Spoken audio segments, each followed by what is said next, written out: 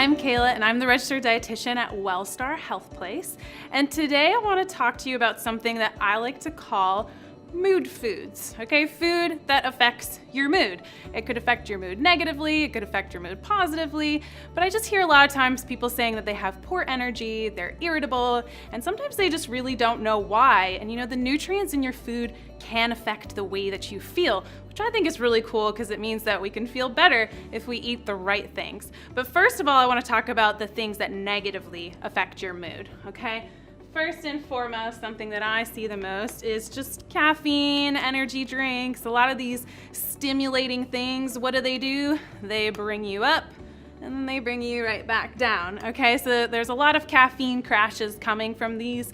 We rely on them a lot. It's better to just get consistent sleep, eat frequently instead of relying on these for energy. So if you're doing coffee and energy drinks often, that could definitely be affecting your mood, making you more irritable, and affecting your energy. Another thing that might be negatively affecting your mood is sugar, right? And it's not that you can't eat sugar, but too much sugar is gonna do the same thing that the caffeine did. It's gonna bring you up and bring you right back down. So if you're eating too many sweets, Oreos, donuts, muffins, pancakes, whatever it is, you're just gonna go up and go back down. And low blood sugar creates the Hangry Monster, okay? So if you've ever heard of the word hangry, where you're hungry and angry, it comes a lot from these crashes, okay? So up, down, sugar crashes and caffeine crashes will affect your mood. So let's move on to more fun things. What helps your mood? What helps make you feel better? Now, I know a lot of times people pick on carbs.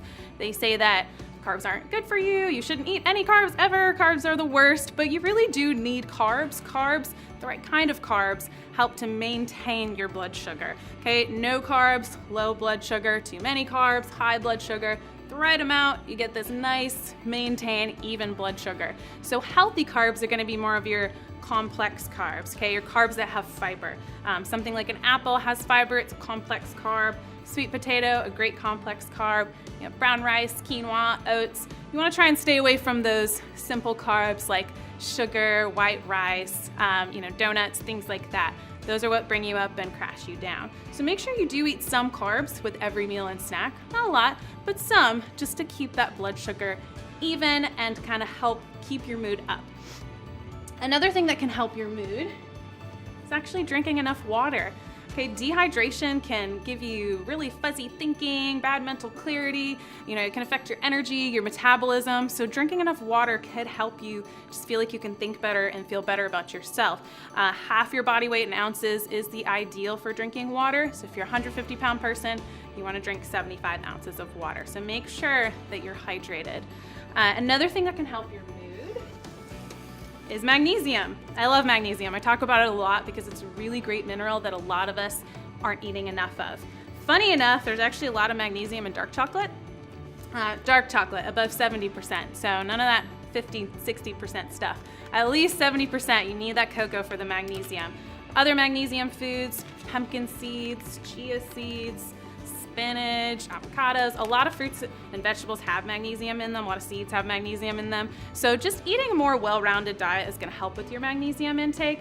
Now, magnesium, it sort of works like a muscle relaxant in the body. So if you're feeling tense and stressed and just cranky all the time, the magnesium could help just kind of feel like you're more relieved. So try and make sure that you get enough magnesium in your diet. And the last thing I wanna talk about when it comes to helping your mood is vitamin D, okay? Vitamin D, you don't really eat vitamin D. You can eat it, it's in a few things, but mostly vitamin D comes from the sun, okay? So you need some direct skin exposure from the sun to get your vitamin D. A lot of people just aren't out in the sun, they aren't getting sunlight, so that's why a lot of people are vitamin D deficient, but don't just start taking vitamin D. It is a fat-soluble vitamin that you can take too much of, so you wanna make sure that you just get it checked if you feel like you might have low vitamin D. Vitamin D has been directly linked to things like depression and your mood and your mental status, so make sure that you do get it checked if you are questioning it. Okay, so mood foods, remember there are things that can negatively affect your mood and things that can positively affect your mood. And if you feel like you need any other help when it comes to just feeling better, having more energy, eating healthier, you can meet with a registered dietitian. You can meet with me if you'd like. I'm at Wellstar Health Place. Just click the link down below for more information.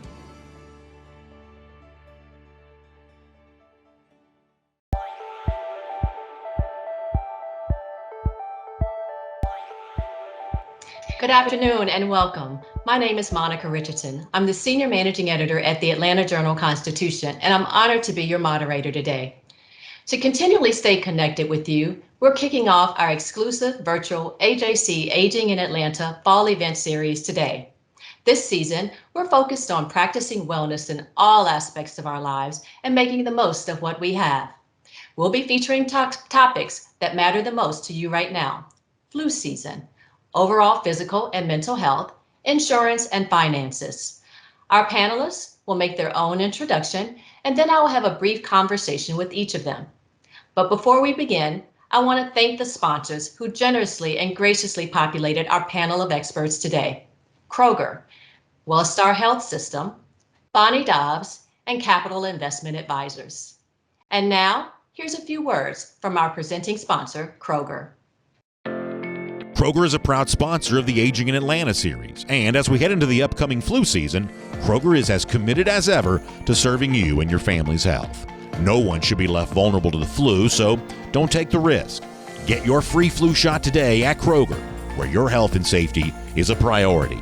Visit Kroger.com/flu to schedule an appointment. That's Kroger.com/flu. Kroger, fresh for everyone. And now we want to welcome our panelists. First up, Mr. Andrew Blake. Welcome, Andrew. Hey, Monica, thanks for having me. My name is Andrew Blake. I'm a pharmacist with Kroger and currently this year's pharmacy resident. I'll be talking with everyone today about the upcoming flu season and how to protect yourself and your family. Welcome. Dr. Vic Reddy. Hi, Monica. I'm Dr. Vic Reddy. I'm the Chief Medical Officer for Wellstar Kennestone and Windy Hill Hospitals. And my goal today is try to convey to seniors how to be safe during this upcoming season, both with the pandemic as well as other chronic health conditions. Thank you. Next up, Dr. Rebecca Gomez. Thanks, Monica. Hi, Atlanta. I am Dr. Rebecca Gomez, clinical health psychologist with Wellstar. And during this pandemic, I have been coordinating the employee and physician wellness initiatives. And so today, I'm thrilled to be speaking with you all about mental health during the time of a pandemic. Thank you. That's very important to everyone. Ms. Bonnie Dobbs, welcome. Welcome. Thank you. My name is Bonnie Dobbs, and I know a little bit about Medicare insurance. Now, I know my topic is the most boring of all, but listen up. No napping, no online shopping, and I promise I will teach you a little bit about Medicare. So let's have some fun with this today. Thank you, Bonnie. And finally, and last but not least, welcome, Wes Moss. Thank you so much. I don't know why y'all always make me go last in this, but I'm happy to be here. Thank you. My name is Wes Moss. I'm with Capital Investment Advisors and WSB Radio. I'm the host of Money Matters on the weekends and have been for over a decade now. And also been writing for the AJC for about that same period of time. So my topic is early retirement and helping families find happiness in retirement. And it's been a tumultuous year, and hopefully I can help people stay on track for those same goals of early or happy retirement. Thank you, Wes. I'll be looking forward to turning 50 in a couple of months, so I'm anxious to get to you. But first, we're going to start with Mr. Blake. Andrew, this first question is to you, and it's a popular one. If I'm healthy, why do I need to get a flu shot? Thanks, Monica. I hear that question a lot. On average, less than half of Americans are getting their flu shot each year. And this year, it may be one of the most important years for you to get your flu shot. Everyone from the age of 6 months and older, they need to receive a flu vaccine, especially those people who are at really high risk, including seniors greater than the age of 65, those who live in nursing homes and pregnant women, young children, or anyone with a chronic condition such as asthma, diabetes, or heart disease. Now, receiving your flu vaccination has a lot of important benefits. It reduces the likelihood of contracting the flu in some cases. It can reduce the duration of your flu symptoms. It also reduces the number of days you'll miss school or work on account of the flu. And most importantly, above all, and this really holds true this year, it will prevent flu-related hospitalizations and death brought on from complications arising from a flu, such as pneumonia. Each year, the flu is just a really significant burden to our healthcare system, and with the way that this year has been so far with COVID, it's well documented that COVID-19 has been a strain on the healthcare system and the ICUs across the country as it is. Receiving your flu vaccine can also protect those high-risk patients around you who haven't received their vaccine, or they can't get to their doctor or their pharmacy to receive one, or the children who are very young, under the age of 2 years old, who are highly susceptible to the flu. Those are the folks that are highest risk for developing complications from this. So it's really about doing your part. Thank you. So when do you think is the best time? So it's beautiful outside, and I wouldn't be thinking of a flu shot. I see the signs, I know it's important, but unless it's cold, I might not think that I need a flu shot. So what is the best time? And another important question, will I get sick if I take it? Sure. It's very deceiving right now when we're bouncing back and forth from the 50-degree weather to the 80-degree weather we've seen recently. But the best time to get your flu vaccine is right now, Monica. It takes about 2 weeks for your body to develop a complete immune response once you receive your vaccination and protect you against the virus. It's best to get your vaccination before we really see the flu season kick in. And by the end of October, I've always told my patients, shoot for having it done before Halloween rolls around. Early vaccination, when they first become available in August, you may not see enough protection last you all the way through flu season into the spring of next year, the earlier you get it. And also, some children will have to have 2 doses of flu vaccine, which is given 4 weeks apart. So my recommendation is to go ahead and schedule your appointment with your doctor or your pharmacist, because that old adage goes, better late than never. That's holding true here. Yeah. Now, I'm sorry, go ahead. Well, I was going to ask you, you talked about protection. Is it going to protect people from COVID-19? Well, that's an interesting question, and I've heard that a lot as well. You've probably heard the term twindemic thrown around a lot in the news recently, which is in reference to the flu season and COVID-19 hitting us at the exact same time. We look at the data from the Southern Hemisphere, Australia and whatnot, and there have not really been many cases of co-infection between the flu and COVID-19. And it's most likely due to all the steps we've taken in place for covering our face, social distancing, and hand hygiene, which not only spreads COVID, but also the flu virus. Now, I have to point out that the flu virus and the coronavirus are 2 totally different types of viruses. And although the symptoms seem similar, a flu virus is not going to directly protect you from COVID-19. We have the vaccines that are currently in clinical trials, and hopefully they'll be available in the very near future. But the flu vaccine, however, is available right now. And the symptoms associated with both are the COVID symptoms are very similar to the flu symptoms. So it's really hard for your doctor to distinguish which illness you have. So I'd recommend you get a flu vaccine and cover that aspect of it. And then if you still develop some of the traditional COVID symptoms, then your doctor can test you for that and go about treatment from there. And so if I had the shot last year, do I need to get it this year as well?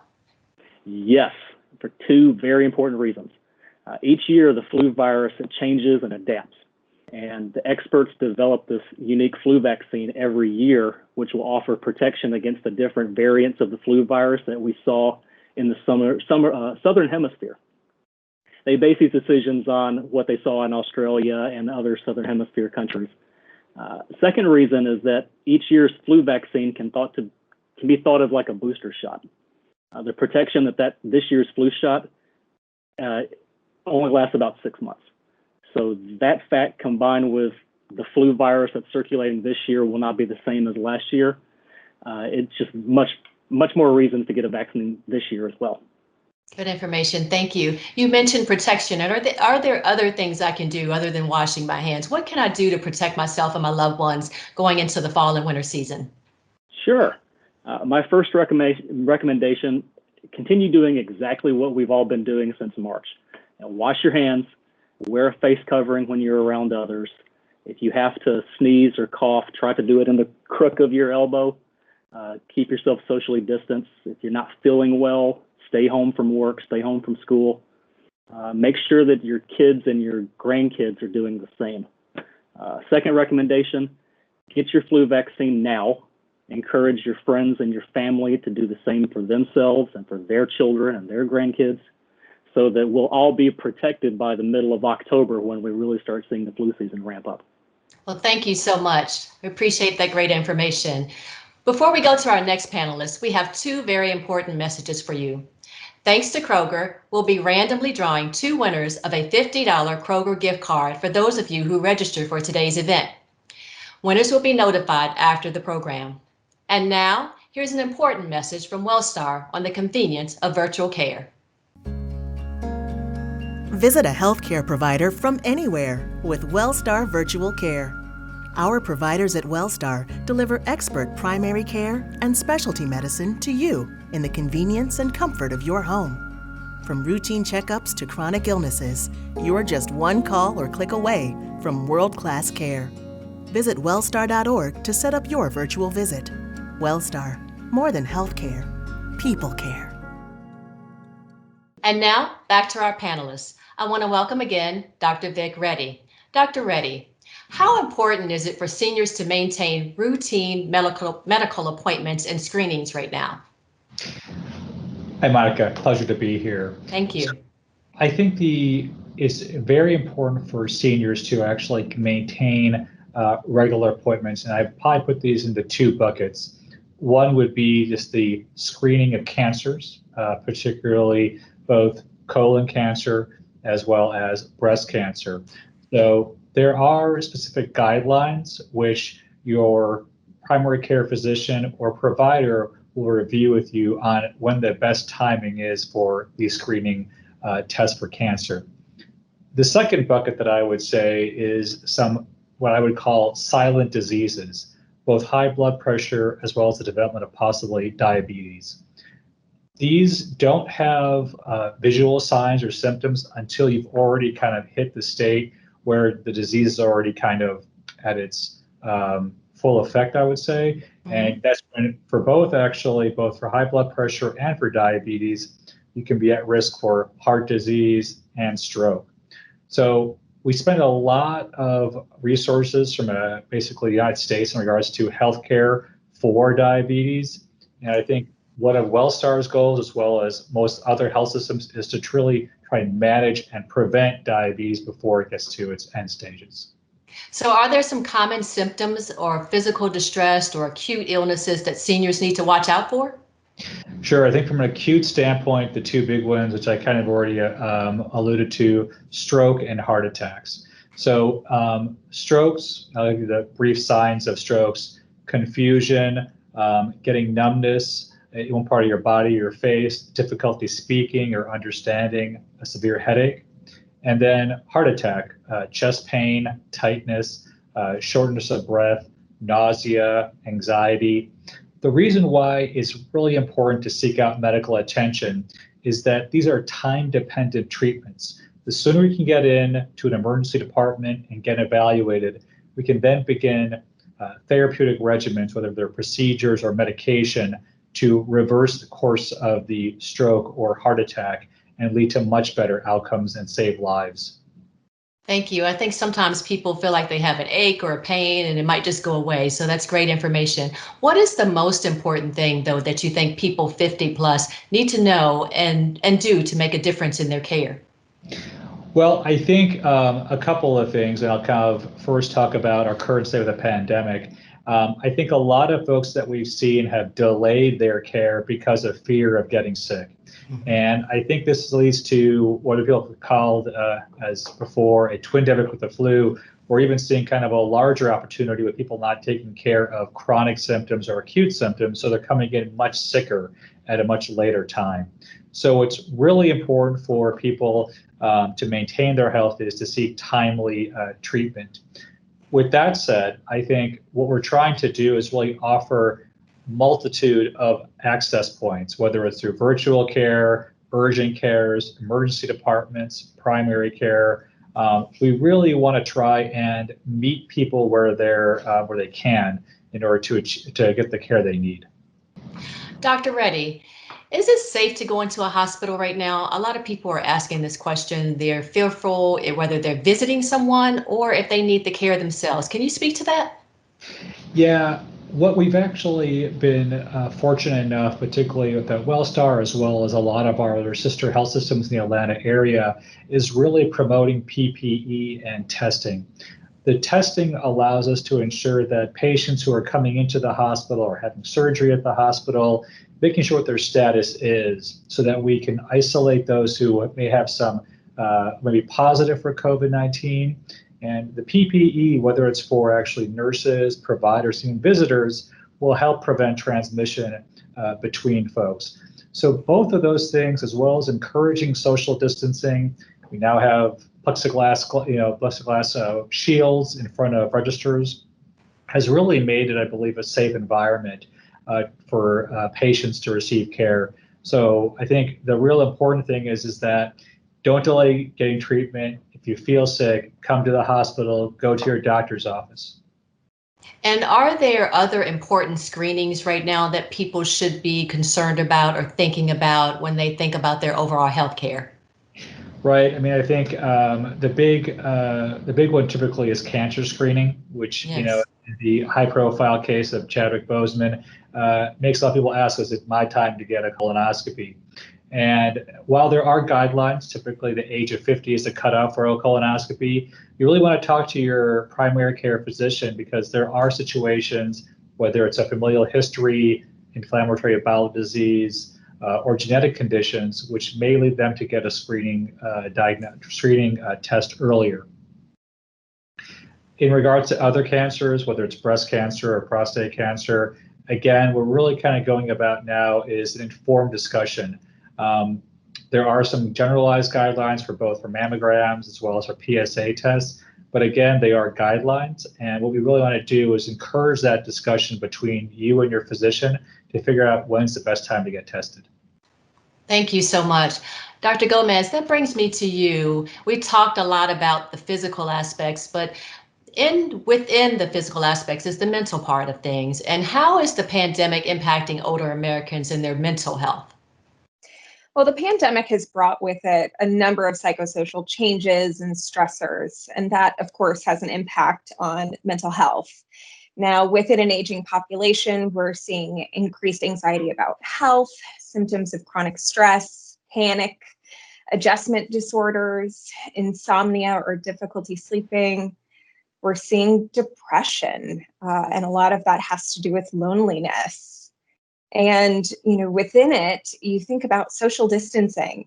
Now, social distancing was intended to protect our physical health because we know that as we get older, the risk for becoming severely ill with COVID-19 increases with age. So we're trying to protect that higher risk population by creating that distance, creating that space. Now, unfortunately, although social distance was intended to create physical distance, for many people, that's turning into social isolation. And that has really impacted the emotional health of an aging population. We're not visiting with friends and family as much. We're not getting out into the community. We aren't engaging in some of our traditional activities or even coping strategies. And for those who maybe are less familiar with the technological world of social connection, those platforms could seem pretty daunting, and therefore they feel even further disconnected. So all of this isolation really contributes to that experience of loneliness, which again impacts that depression. Right. And is there a way to prevent it? Is there a way to prevent the depression, the isolation, the loneliness? I've seen people, on social platforms having to visit their loved ones behind windows and doors to see them. So is there a way to prevent it? What can be done? People have definitely been getting very creative during this pandemic, which has been really neat to see. But there's so many things that we can do to prevent this loneliness or this isolation. For one, make sure that you are still engaging in your traditional healthcare routines, stay active, get out there, have good self-care routines, find those opportunities to decompress, take care of your own kind of emotional state. And most importantly, get socially connected. So with that, you can try the social distanced gatherings, keep space between each other, create lawn visitations, the drive-by meetings, the between the windows. Find those places where you can meet with loved ones. Wear your masks, maintain distance if you can, limit physical contact, but try to get together in some creative way. Go ahead. No, go ahead. I'm sorry. Go ahead. If you do a virtual connection, I really challenge people to take their virtual connections one step up. And what I mean by that is, don't just call and have a FaceTime chat with someone, but really actually make it an event. Do a craft together, make a project, do a game, engage in something that makes that virtual connection a little bit more meaningful. I love that. I love that a lot. So how do I know then if it's reached a state of depression, particularly in an older adult? How do I know if it's not just sadness or loneliness, but when it's more than that? What does depression look like? So depression, first of all, is the most prevalent mental health concern in an aging population. And it does present a little differently than the younger generations. So things to think of is, are they complaining about fatigue? Are they saying that they're really tired or having difficulty with sleep? They might be more irritable or easily frustrated. They might report difficulties in attention, which could be a symptom of depression. And of course, loneliness.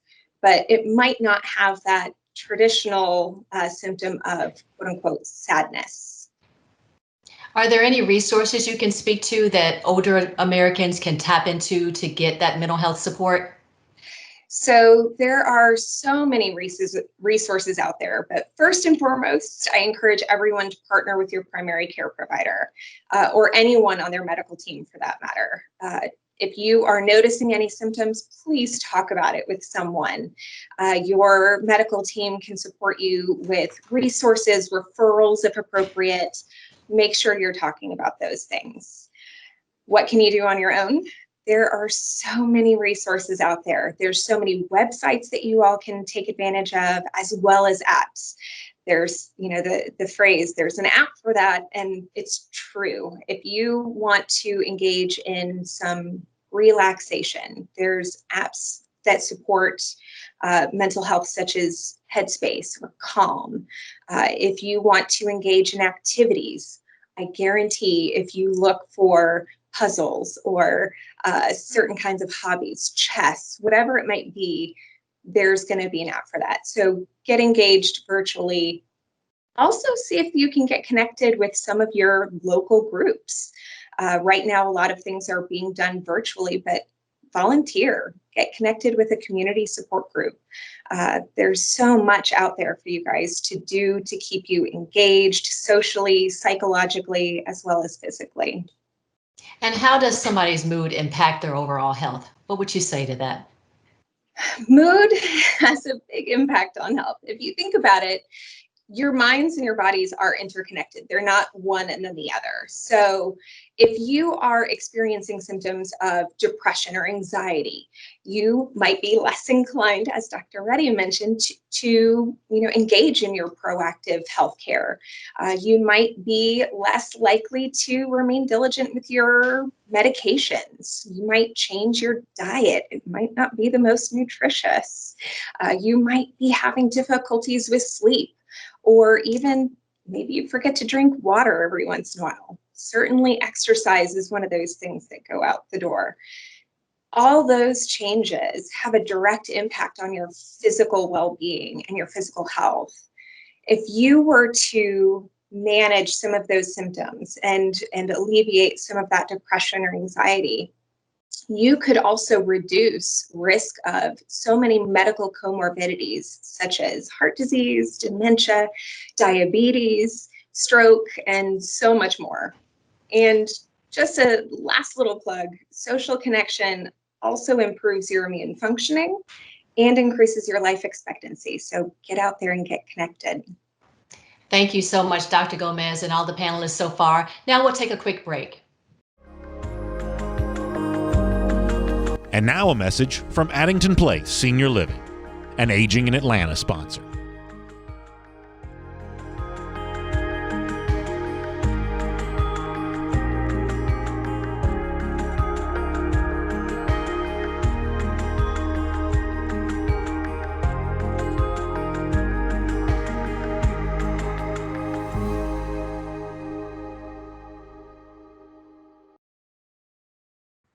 And now, welcome back. Please join us for a discussion with Ms. Bonnie Dobbs on a very important topic. Bonnie, I mentioned earlier that in November I'll be turning 50, and this is a very important topic to me. I've also had the opportunity to be a social services reporter in my history, and so I'm going to start with a very basic question to you. What is the difference between Social Security, Medicare, and Medicaid?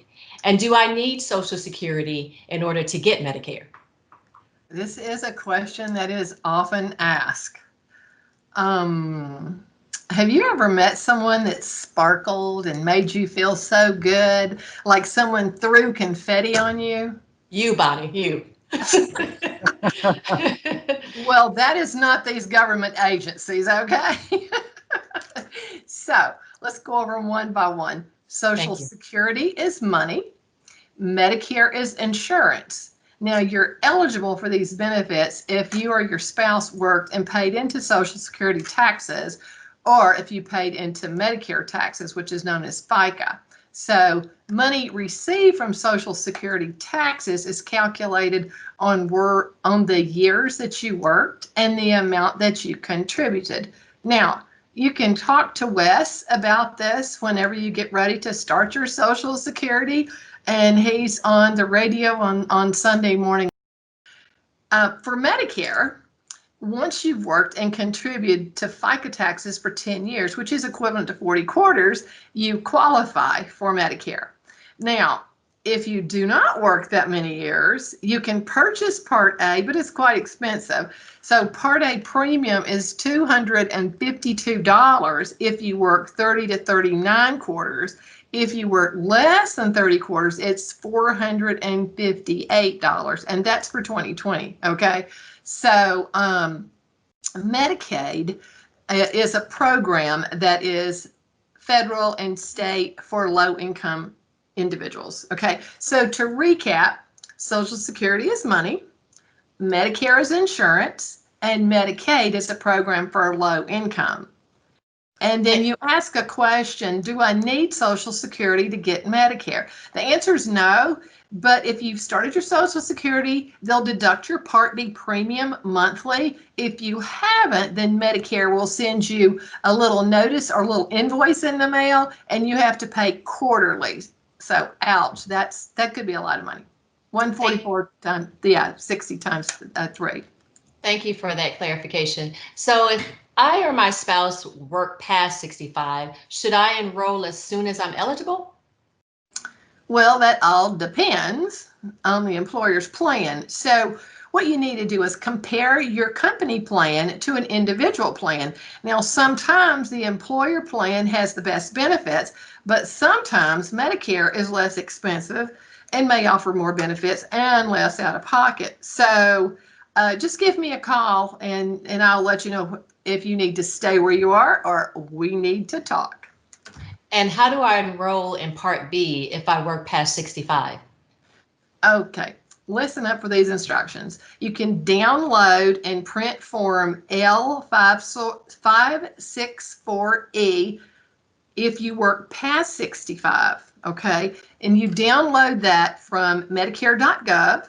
You have your employer complete that form, and then you can go to ssa.gov/Medicare-Part B-SEP, complete your portion and upload the completed employer form number L564E.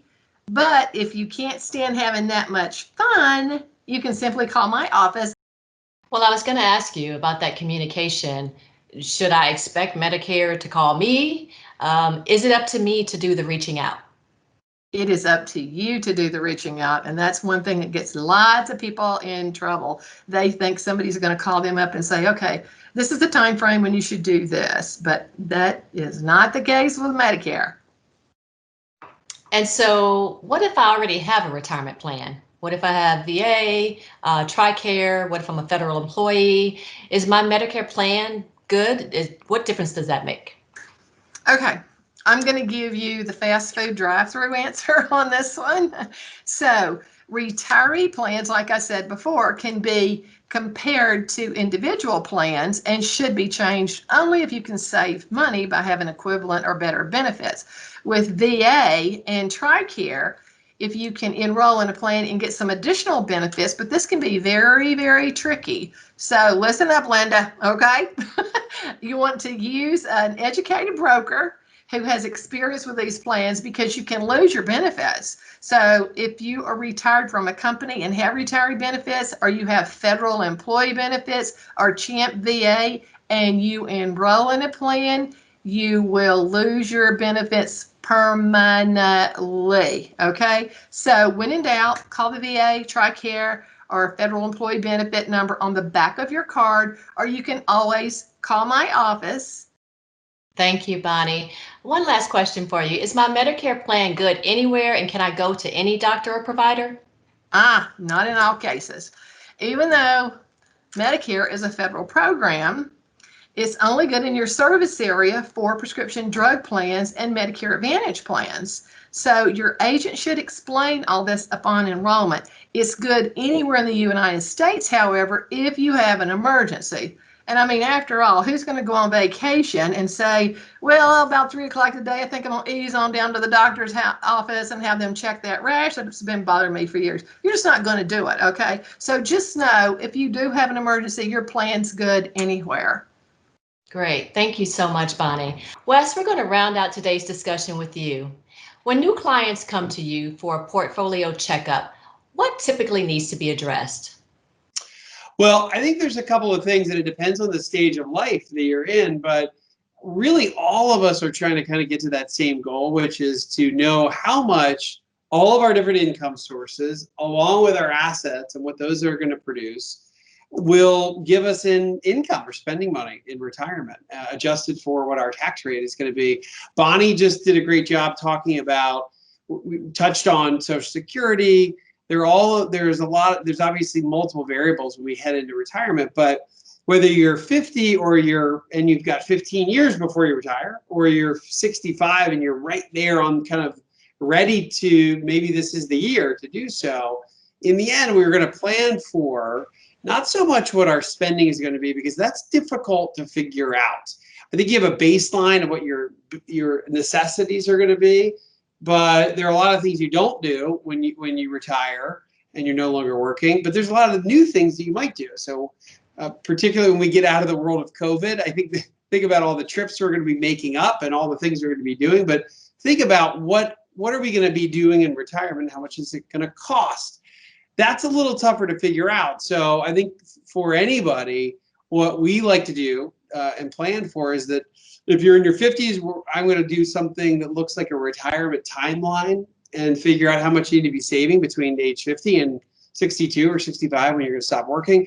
Or if you're ready or getting ready to retire, you're going to figure out, or I would help you figure out what your assets are going to produce. Maybe you have some rental property, maybe you have a pension, maybe you have Social Security, maybe that's you and your spouse, and then you get some savings or 401k plan. How much is that going to produce, and how much can you pull from that safely in any given year to ensure that the money's going to last forever? At that point, you've been able to add up all these different sources of income. I think of them as tributaries, all kind of running into one main stream of income for you that you can plan to, if you do your planning right, it should last for the entirety of your retirement and be able to potentially leave a legacy for the rest of your family. Very good information. COVID, you mentioned COVID. COVID's obviously had an impact on the markets. What are your views on the markets right now, and how is that informing how you're investing on behalf of your clients? So investing is this perfect riddle that is this. I think of it as this combination of a sprint and a marathon all in the same time, and that's what makes it so difficult. And the sprint part is that we constantly are getting hit by headlines. We have an election. We're in a pandemic. We've got Congress wrangling over new stimulus plans. We're always watching the COVID numbers. Does a vaccine come out? When does it come out? So these are the headlines that move markets every day, and dramatically, in a lot of cases. And investors are humans, and we're emotional beings, and it's very easy to react to that. However, and I will tell you that it will be difficult to be surprised in 2020. We've been hit with so much in this world, in this economy, that it will be difficult to be surprised. We kind of expect the unexpected. But regardless of what happens here, we are investing not for this year. We're investing for 10 years and 20 and 30 years. It's almost hard to fathom that, but that's the reality. And if you're doing that, then what you're trying to do is just build a balanced portfolio of companies, for the most part, or whether you're doing bonds for safety or stocks for income and growth, you're trying to find something that's going to last and endure no matter what happens. Yeah. And no matter how bad things get with the economy or the pandemic or anything that happens, what we invest in should be able to get through that difficult period of time and at some point be able to thrive, even though there may be a period of time of struggle. And I think we just all have to remember that. And that's so this is a wonderful year to remind investors of that. I think the other amazingly important lesson that we just lived in real time was through this spring, where the stock market dropped 35% or almost 35% in 33 days. So we went into one of the worst bear markets we've seen in history in the shortest period of time ever. And then, as soon as everyone was ready to give up on the market and get out of the market, and that's the nature of the market going down, people selling, kind of running for the exits, the market had the biggest rally we've seen over the next 50 or 60 days that we've seen almost ever in the history as well. So what a confounding year that we've all lived through in the economy, and in the stock market is this real-time barometer of that. Right. And I think the lesson here for this year is that it's hard to dance between the raindrops perfectly and time everything. So what we have to do is own things that we know or we believe will endure the test of time, and stick to that strategy as long as it's, going back to the first question, meeting our income needs. Well, we've only got a little bit of time left, but I want to get two important questions to you. One, several large companies in Atlanta in particular and other places are offering early retirement packages right now to their employees. What should someone consider before deciding whether to take a package? And then let's just close out with you talking about that idea of retiring earlier, and what does that mean, and how do people get on the track to do that? Well, I think both of those to some extent come together. I've talked to a lot of families this year that COVID has almost made them go for a retirement test run, particularly when we were in lockdown in March and April and May. And the world's not still fully reopened, but it's interesting. If you were already getting close to retirement and a company came to you and said, and this is, I think that there are the usual suspects right now. If you think about the airline industry, Atlanta is a huge employer in the airline industry, but it's not just Atlanta. It's any major city with a huge airport. And we know that airlines have had to shrink dramatically this year. And they've asked people to take voluntary leave. At some point, there's been announcements of multiple different airlines that are either have to furlough folks or potential layoffs. But then in order for companies to try to do this in the best way possible, is they offer early retirement. So we see big corporations, and this isn't just a 2020 phenomenon. This really happens every year. I mean, if you think about the telecom industry in Atlanta, I've seen early retirement packages for a decade straight. Every year, thousands of folks get nudged forward. You may be thinking you were going to work there till you're 65, but they knock on your door at 62 and they say, hey, I know you weren't going to retire for a couple more years, but what would you consider leaving early if we gave you 6 months severance and we paid for your health care for the next 5 years. So I think that it's certainly going to be different for everyone. But if you've been planning to retire and a company comes to you and tries to pull that forward by a year or two, then if you've been planning correctly or right, then it may make a lot of sense. Right. I think it's tougher Right. for folks that may be 5 and 6 and 7 years out. Yeah, exactly. Well, Wes, thank you so much. That was great information. We probably could go on and on with you, and I'm sure people will come your way with some questions and need that advice. So thank you. So panelists, I want to thank you today. We've obviously shared a lot of important information, but as always, probably one last thought that you have, one thing that you really want to leave people with, that if they don't remember anything else, they remember this. So since we're at you, Dr. Reddy, I'll start with you. Any final thoughts? Again, I would just say, don't delay getting the care that you need, even if it's during a pandemic. Thank you. Bonnie. Yeah, in closing, I would like to say with this COVID thing, you guys stay connected and wear a mask if you feel that you are an at-risk person. I mean, sometimes we have to be our own best mommy, right?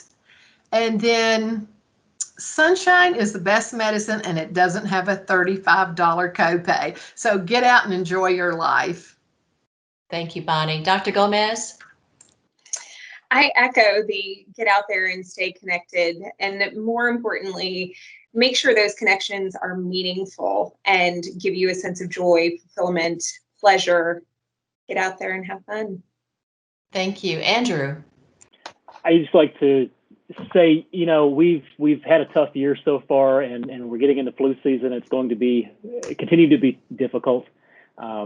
Really take into consideration doing what you can to protect the people who can't take care of themselves easily. We're going to try to do the best we can at Kroger to make sure that we're protecting you and make it a safe environment where you can come back. And we're going to do flu shots for you just like we always have. It may be appointment based and may look a little different, but our pharmacists are still here to make sure you're taken care of. Thank you so much. Wes, any last thoughts from you? Yeah, my last thought is that money is emotional, and 2020 has been an emotional year. And I don't, and even though and that's the hardest thing about investing money is our own emotions. So I would leave our folks with, don't be intimidated to ask for some help or some direction.